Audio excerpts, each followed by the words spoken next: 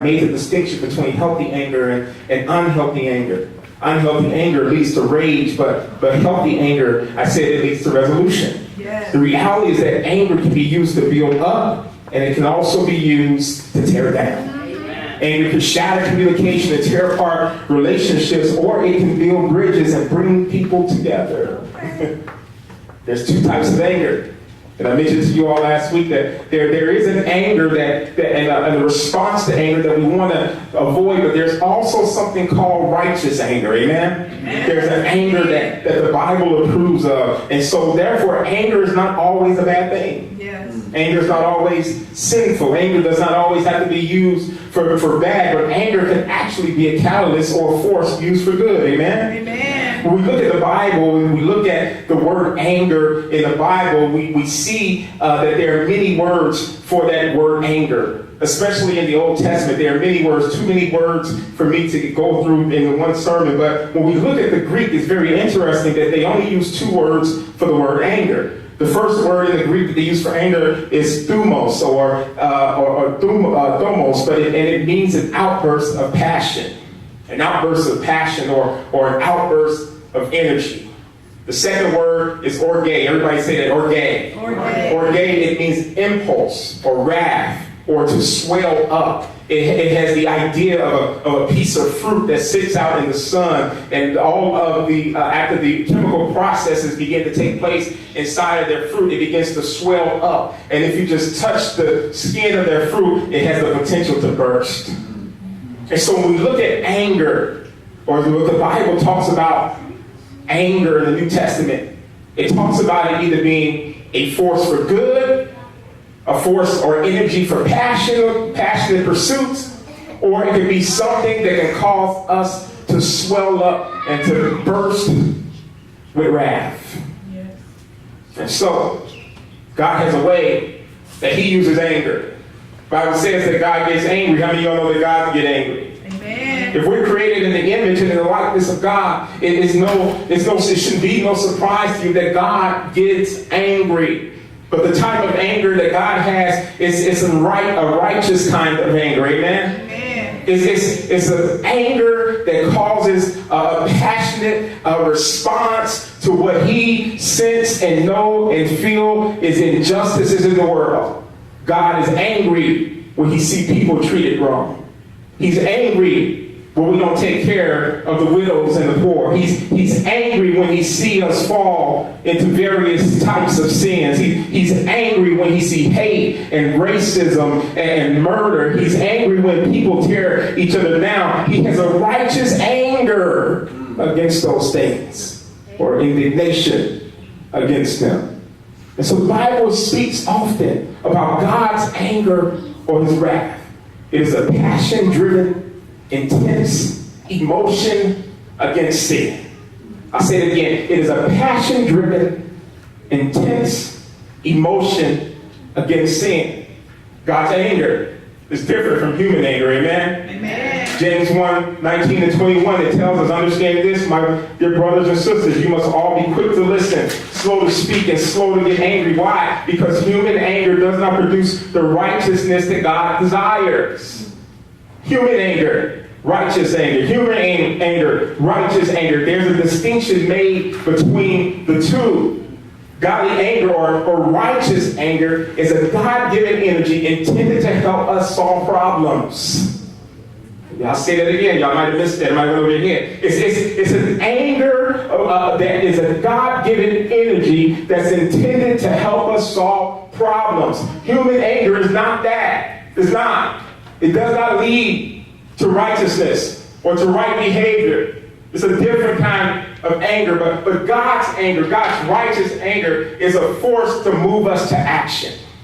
You should be angry when you see people mistreated. Amen? Amen. You should be angry when you drive down the street in the richest country in the world and you see people homeless and who don't have food. It should do something on the inside of you that calls you to be driven by a passion and cause you to go towards some type of action. Amen. So God gives us anger, righteous anger, to make a difference in the world. Whenever you see injustices, You should get upset. And you should get angry. Not just to get upset and get angry, but it should do something on the inside that calls you to move towards action. Whenever God gets angry about something, it causes him to move. Amen? Amen. It causes him to act. It causes him to respond. And that's what we see all throughout the Bible. We see examples of righteous anger being displayed. We see David, he got upset when he heard from Nathan, and Nathan shared this story about a man who had done some wrong to another man. David didn't know Nathan was talking about him, but when David heard the story about it, there was this righteous anger that rose up inside of him.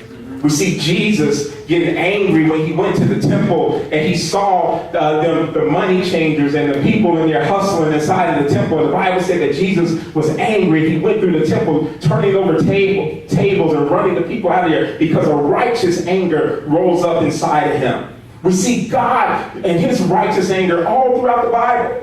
Whenever there was injustice, whenever there was something wrong, God's righteous anger showed up. But it did not show up to destroy people, but it often came and showed up to defend them. Amen. Anger is a powerful emotion. Powerful emotion. And so God does not deny us as his children the right to feel angry. Anger. But what he wants us to do, he wants us to be able to express it in healthy ways. Are y'all following me this morning? Amen. We have been created in the image of God. And because of that, we have the right to express anger, like we have the right to express joy, like we have the right to express sadness. We have the right to experience all of these emotions, but we have to learn how to experience them in healthy ways so they can be productive in our lives. Amen. And so God Almighty, he expects us to be able to call up a supply of anger for very specific, very vital, and very necessary purposes. Sometimes anger is the appropriate response to a situation, and we need to know how, and we need to know when to be angry in the proper, godly way. Amen? Amen. The scripture tells us and gives us many examples of men of God exercising anger in healthy and unhealthy ways. One of the men that stuck out the most to me is Moses. Moses was a man of passion, a man who was committed and faithful to the calling and to the purposes of God on his life. And we see a good example of anger being used correctly, or a righteous way, a godly way in his life. And then we see anger being used ungodly, an unrighteous way. In Exodus chapter 32, verses 19 through 20, it says, when they came near the camp, Moses saw the calf and the dancing, and he burned with anger. He threw the stone tablets to the ground, smashing them at the foot of the mountain. He took the calf they had made and burned it. Then he ground it into powder, threw it into the water, and forced the people to drink it. Now, I don't know if maybe forcing the people to drink it was a good thing, but Moses in this particular text was driven by a righteous kind of anger. He came down to the camp of the children of Israel, and he saw that while he was away, that they began to worship idols. They had built the golden calf, and they were worshiping this calf and dancing and doing all kinds of lewd acts in front of this graven image. And when Moses saw, the Bible said that he burned with anger. And he got upset that he was carrying the Ten Commandments, that he threw the stones to the ground and he smashed them at the foot of the mountain. He took the calf that he made and he burned it and crushed it into powder. That was a righteous kind of anger. That was a godly kind of anger. That was a good kind of anger. That was an outburst of passion that forced Moses to respond in a godly way and make something happen that was good. But we see a little bit later, Moses doing something wrong with his anger. We look at Numbers chapter 20, verses 2 through 12. It says that there was no water for the people to drink at that place. So they rebelled against Moses and Aaron.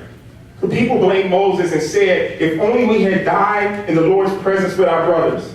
Why have you brought the congregation of the Lord's people into this wilderness to die, along with all our livestock? Why did you make us leave Egypt and bring us here to this terrible place? This land has no grain, no figs, no grapes, no pomegranates, and no water to drink. Verse 6 says that Moses and Aaron, they turned away from the people and they went to the entrance of the tabernacle, where they fell face down on the ground. Then the glorious presence of the Lord appeared to them. The Lord said to Moses, he said, you and Aaron must take the staff and assemble the entire community. As the people watch, speak to the rock over there, and it will pour out its water. You will provide enough water from the rock to satisfy the whole community and their livestock. So Moses did as he was told. He took the staff from the place where it was kept before the Lord. Then he and Aaron, they summoned the people to come and gather at the rock. Listen, you rebels, he shouted. Must we bring water from this rock? Then Moses raised his hand and he struck the rock twice with the staff, and water gushed out, so the entire community and their livestock drank to their fill. But watch this in verse 12. It says, but the Lord said to Moses and Aaron, because you did not trust me enough to demonstrate my holiness to the people of Israel, you will not lead them into the land I am giving them. Huh? What happened in this text? What went wrong in this text? Just from this one act, Moses canceled out his ability to lead the children of Israel into the promised land. In just one act of anger and defiance, Moses' entire destiny was aborted. Well, what happened here? What happened here is that Moses got an attitude. He went into the presence of God. The people were complaining about the fact that they didn't have water. They were complaining about the fact they didn't have figs and food to feed their families and to feed their livestock. They're complaining because they're not in the promised land yet. They're still in the wilderness. This is a whole other generation that have raised up. This is not the first generation that complained and had to wander for 40 years. But these are the kids. These are the young folks. These are the millennials. And they are raised up and they are starting to have the same response that their parents had. They're starting to murmur and complain against Moses. For 40 years, Moses has been dealing with murmuring, complaining, dissatisfied people, one generation after the next. And the Bible said that Moses goes into the presence of God, which was the right response. Instead of responding to the people, he goes to talk to the Lord about it. And so he goes to God. He says, Lord, what shall we do? And God tells Moses specifically what to do. He said, take the staff, take the rod that I've given you. Go stand before the people. The staff, the rod, it represents the authority of God. He says, take it, Moses, and put it in your hand. Because when you go stand before the people and they see the rod, they're going to recognize my authority. And he said, and what I want you to do next, I want you to demonstrate my power, Moses. I want you to speak to the rock, and water is going to come out. And so Moses, the Bible said, he started out good like many of us do. A lot of times we start out wanting to do the right thing. Amen? Amen. How many of you all had somebody make you mad? And you say, you know what? I ain't going to do it. They ain't gonna push my buttons. Yeah, I know your spouse made you mad, but you said, not today, I ain't gonna say nothing, right? Moses started out good. He got the rod, did what God told him to do. He said, today, I ain't gonna let these people push me. And the Bible said that Moses went out and stood in front of the people. And when he saw their faces, probably heard their murmuring, the Bible says that he got upset with them. And he said, listen, you rebels. He chastised the people. He told them off. He gave them a piece of his mind. And he got so angry, he forgot what God told him to do. God told him to speak to the rock, and Moses takes the rod and he strikes the rock, not once, but 2 times he hit the rock. And listen to what he said. He said, must we bring water up out of this rock? Since when, Moses, have you had the ability to do anything like that? It's God who makes the provision. It's God who provides the miracle. It's God who takes care of his people.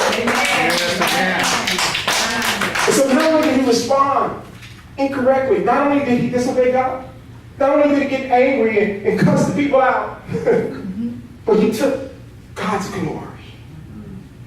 His heart had become bitter because he had let anger well up in it.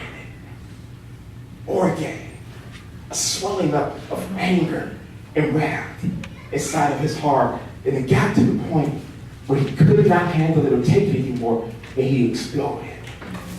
And because he did that, because of his sinful attitude, the Bible says that God judged Moses. And he told him, Moses, you will not enter into the land that I have promised. I wonder how many of us are canceling out our God-given assignment, canceling out our God-given destiny and purpose because we allow anger to fester inside of our hearts. We're allowing it to well up. Somebody did something to you years ago, and you still are holding on to the anger you have and feel against them. Some of you all today are angry because your life is not going according to your plan. Some of you are angry because somebody did something to you, or they didn't do what they said they were going to do. They lied on you. They treated you unfairly. They turned their back on you. They betrayed you, and you're so angry that it's consuming your heart. There's healthy and unhealthy anger. There's godly and ungodly anger. There's righteous and there's unrighteous anger. Both are present in each and every one of us, but only healthy, godly anger produces the kind of righteousness that God desires.